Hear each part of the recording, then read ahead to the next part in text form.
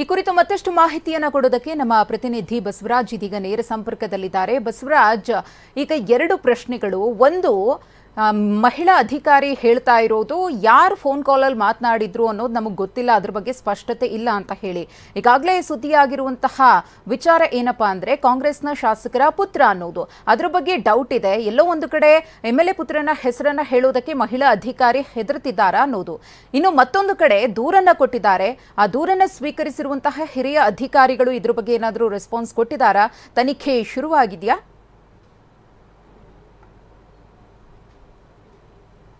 ಮಧುಶ್ರೀ, ನೀವು ಹೇಳಿದಂತೆ ಏನು ಭದ್ರಾವತಿಯ ಶಾಸಕರಾದಂಥ ಏನು ಸಂಗಮೇಶ್ ಅವರ ಪುತ್ರ ಬಸವೇಶ್ ಅವರು ಏನು ನಿನ್ನೆ ರಾತ್ರಿಯಿಂದ ಏನು ಅಕ್ರಮ ಮರ ಗಣಿಗಾರ ನಡೀತು, ಆ ಗಣಿಗಾರಿಕೆ ನಡೆಯುವ ವೇಳೆಯಲ್ಲಿ ಓರ್ವ ಯುವಕನ ಮೊಬೈಲ್ನಲ್ಲಿ ಸ್ಪೀಕರ್ ಆನ್ ಮಾಡಿ ಆ ಮಹಿಳಾ ಗಣಿ ಅಧಿಕಾರಿಗಳಿಗೆ ಒಂದು ಅವಾಚ್ಯ ಶಬ್ದಗಳಿಂದ ಬೈದಿರ್ತಕ್ಕಂಥದ್ದು ಅದು ವೈರಲ್, ಸಾಮಾಜಿಕ ಜಾಲತಾಣದಲ್ಲಿ ವೈರಲ್ ಆಗಿ ಇಡೀ ಅದೇ ವಿಚಾರ ಇಟ್ಟುಕೊಂಡು ಬಿಜೆಪಿ ಅವರು ಪ್ರತಿಭಟನೆಯನ್ನು ಮಾಡಿರ್ತಕ್ಕಂಥದ್ದು.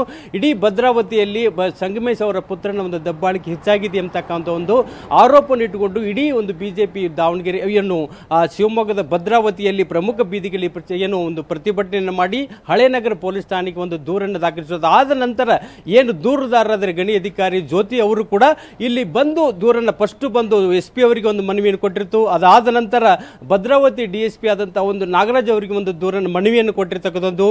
ಈ ಮೂರನೇ ಬಾರಿಗೆ ಬಂದು ಏನು ಹಳೆಯ ನಗರ ಪೊಲೀಸ್ ಠಾಣೆ ಇದೆ ಭದ್ರಾವತಿ, ಅಲ್ಲಿ ಒಂದು ಅದು ಏನು ಆ ವ್ಯಾಪ್ತಿಗೆ ಬರ್ತಕ್ಕಂಥ ಪ್ರಕರಣ. ಅದರಿಂದ ಸುಮಾರು 1.5 ಗಂಟೆಗಳ ಕಾಲ ಪೊಲೀಸ್ ಠಾಣೆಯಲ್ಲಿದ್ದು ಆ ದೂರನ್ನು ದಾಖಲಿಸಿರ್ತಕ್ಕಂಥ ದೂರು ದಾಖಲಿಸಿದ ಬಳಿಕ ಅವರು ಒಂದು ಹೇಳಿರ್ತಕ್ಕಂಥ ಒಂದು ಹೇಳಿಕೆ ಇದೆ, ಅದು ಒಂದು ವಿಚಿತ್ರ ಅಂತ ಹೇಳ್ಬೋದು. ಸ್ಪಷ್ಟತೆ ಇಲ್ಲ ಎಂಬತಕ್ಕಂಥ ಒಂದು ಮಾತನ್ನು ಹೇಳಿರ್ತಕ್ಕಂಥದ್ದು. ಆ ದಿನ ನಾವು ಅಕ್ರಮ ಗಣಿಗಾರಿಕೆಯನ್ನು ತಡೆಯಲು ಹೋದಾಗ ಯಾರೋ ಬಂದ್ರು, ನಮಗೂ ಮೊಬೈಲ್ನಲ್ಲಿ ಮಾತಾಡಿದ್ರು, ಮೊಬೈಲ್ ಯಾರೋ ತಂದು ಕೊಟ್ಟರು. ಆತ ಮೊಬೈಲ್ ತಂದು ಕೊಟ್ಟು ವ್ಯಕ್ತಿ ಬಗ್ಗೆನೂ ಸ್ಪಷ್ಟತೆ ಇಲ್ಲ, ಆ ಮೊಬೈಲ್ನಲ್ಲಿ ಮಾತಾಡಿದಂಥ ವ್ಯಕ್ತಿ ಬಗ್ಗೆನೂ ಸ್ಪಷ್ಟತೆ ಇಲ್ಲ. ಹೀಗಾಗಿ ನಮ್ಗೆ ಇಡೀ ಪ್ರಕರಣದ ಸ್ಪಷ್ಟತೆ ಇಲ್ಲ. ಆದ್ರಿಂದ ನಾವು ದೂರನ್ನ ಈಗ ಕೊಟ್ಟಿರ್ತೇವೆ, ಪೊಲೀಸ್ ಠಾಣೆಗೆ ಕೊಟ್ಟಿದ್ದೆ. ಅದು ತನಿಖೆಯಿಂದ ಯಾರು ಈ ಮಾತನಾಡಿದ್ದಾರೆ ಅಂದ್ರೆ ಈಗಾಗಲೇ ವೈರಲ್ ಆಗಿರ್ತಕ್ಕಂಥ ಆಡಿಯೋವನ್ನ ಒಂದು ವಿಧಿವಿಜ್ಞಾನ ಪ್ರಯೋಗಾಲಯಕ್ಕೆ ಕಳಿಸಿ ಅದು ಯಾರ್ದು ಎಂಬತಕ್ಕಂಥ ಸ್ಪಷ್ಟ ಆಗಬೇಕಾಗ್ತದೆ ಎಂಬತಕ್ಕಂಥ ಮಾಹಿತಿ ಒಂದು ಕಡೆ ಆದ್ರೆ, ಇಡೀ ಪ್ರಕರಣವನ್ನ ಒಂದು ಹೊಸ ತಿರುವು ಕೊಡಲಿಕ್ಕೆ ಶಾಸಕರ ಪುತ್ರನ ಹೆಸರು ಹೇಳಲಿಕ್ಕೆ ಒಂದು ರೀತಿ ಅದು ಹಿಂದೇಟ್ ಹಾಕಿರ್ತಕ್ಕಂಥ ಒಂದು ಪರೋಕ್ಷವಾಗಿ ಹಿಂದೇಟ್ ಹಾಕಿರ್ತಕ್ಕಂಥ ಘಟನೆ ಕೂಡ ಇದರಲ್ಲಿ ಸ್ಪಷ್ಟ ಆಗಿರ್ತಕ್ಕಂಥದ್ದು. ಇಲ್ಲಿ 3 ಅಂಶಗಳನ್ನ ಏನು ಸ್ಪಷ್ಟವಾಗಿ ಹೇಳಬೇಕಾಗಿರ್ತಕ್ಕಂಥದ್ದು. ಏನು ಮೊದಲು ದೂರನ್ನ ನೀಡಲು ಹಿಂದೇಟ್ ಹಾಕಿದ್ರು, ಅದಾದ ನಂತರ ಅವ್ರ ಮೇಲೆ ಒಂದು ಒಂದು ಜಾತಿ ನಿಂದನೆ ಪ್ರಕರಣ ದಾಖಲಾಗ್ತಿದೆ ಅಂತಕ್ಕಂಥ ಮಾಹಿತಿ ಬಂತು.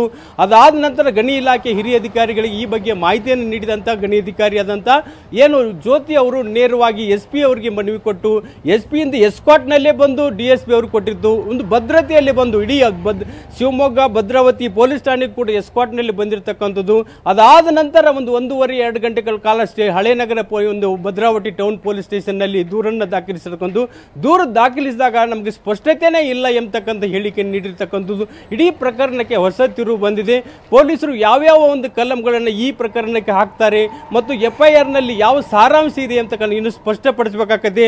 ಇದರ ಬಗ್ಗೆ ಕೂಡ ಹಿರಿಯ ಅಧಿಕಾರಿಗಳು ಇನ್ನೂ ಹೆಚ್ಚಿನ ಮಾಹಿತಿಯನ್ನು ನೀಡಿಲ್ಲ. ದೂರು ಈಗ ಸದ್ಯ ಒಂದು 5-10 ನಿಮಿಷ ಹಿಂದೆ ದೂರು ದಾಖಲಾಗಿರ್ತಕ್ಕಂಥ ಇದರಿಂದ ಸ್ಪಷ್ಟವಾಗಿ ಅವರು ಏನು ಹೇಳಬೇಕಾಗಿರ್ತಕ್ಕಂಥದ್ದು, ಯಾರು ಈ ಪ್ರಕರಣದಲ್ಲಿ ಬಾರಿ ಆರೋಪಿ ಯಾರು, ಆ ಮಹಿಳಾ ಅಧಿಕಾರಿಗೆ ಜೀವ ಬೆದರಿಕೆ ಹಾಕಿದವರು ಯಾರು, ಮತ್ತು ನಮ್ಮ ಮೇಲೆ ಆ JCB ಅನ್ನ ಮೇಲೆ ಹಾಯಿಸ್ತೀವಿ ಮತ್ತು ಅಂದ್ರೆ ಕೊಲೆಗೆ ಒಂದು 307 ಆರೋಪ ಅವ್ರು ಮಾತಾಡಿದ ಪ್ರಕಾರನೇ ಕೊಲೆಗೆ ಯತ್ನ ಮಾಡಿದ್ರಿ ಅಂತಕ್ಕಂಥದ್ದು ಬಹಳ ಮುಖ್ಯವಾಗಿರ್ತಕ್ಕಂಥದ್ದು. ಮತ್ತು ಸರ್ಕಾರಿ ಅಧಿಕಾರಿಗಳಿಗೆ ಸೇವೆ ಅಡ್ಡಿಪಡಿಸಿರ್ತಕ್ಕಂಥದ್ದು ಅದೊಂದು ನಾನ್ ಬೇಲೇಬಲ್ ಜಾಮೀನು ರಹಿತ ಒಂದು ಏನು ವಾರೆಂಟ್ ಆಗಿರ್ತಕ್ಕಂಥ ಪ್ರಕರಣ ಆಗಿದ್ರಿಂದ ಈ ಗಂಭೀರ ಆರೋಪಗಳಿದ್ರು ಕೂಡ ಅವರು ಒಂದೇ ಒಂದು ಮಾತಿನಲ್ಲಿ ಯಾರು ಈ ಆರೋಪಿಗಳು ಯಾರು, ನಮಗೆ ತೊಂದರೆ ಕೊಟ್ಟವ್ರು ಯಾರು ಸ್ಪಷ್ಟತೆನೇ ಇಲ್ಲ ಅಂದ್ರೆ ಇಡೀ ಪ್ರಕರಣಕ್ಕೆ ಒಂದು ರೀತಿಯಾದ ಹೊಸ ತಿರುವು ಬಂದಿದೆ ಅಂತ ಹೇಳ್ಬೇಕು ಮಧುಶ್ರೀ.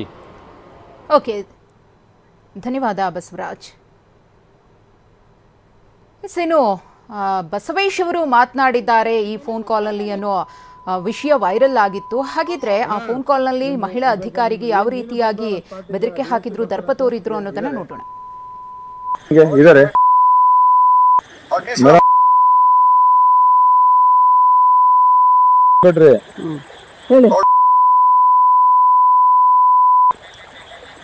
ನೆಟ್ಟಿಗೆ ಮಾತಾಡಿ,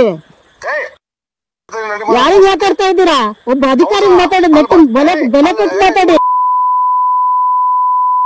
ಅಣ್ಣ ನಿಮ್ಮ ಒಂದ್ ಸ್ವಲ್ಪ ನಿಮ್ಮ ಇವ್ರು ನೀನೇ ಬಂದ್ಬಿಡೋಣ ಸ್ಪಾಟಿಗೆ, DSP ಬರ್ತಾರಂತೆ ಇದಾರೆ.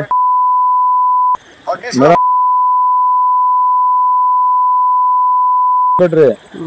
ಹೇಳಿ ಇವ್ರ ನೆಟ್ಟಿಗೆ ಮಾತಾಡಿ. ಯಾರಿಗೆ ಮಾತಾಡ್ತಾ ಇದ್ದೀರಾ? ಒಬ್ಬ ಅಧಿಕಾರಿ ಮಾತಾಡಿ, ನೆಟ್ಟಿಗೆ ಬೆಲೆ ಕೊಟ್ಟು ಮಾತಾಡಿ. ಅಣ್ಣ ನಿಮ್ಮ ಒಂದ್ ಸ್ವಲ್ಪ ನಿಮ್ಮ ಇವ್ರು ನೀನೇ ಬಂದ್ಬಿಡೋಣ ಸ್ಪಾಟಿಗೆ. DSP ಬರ್ತಾರಂತೆ ಇದಾರೆ.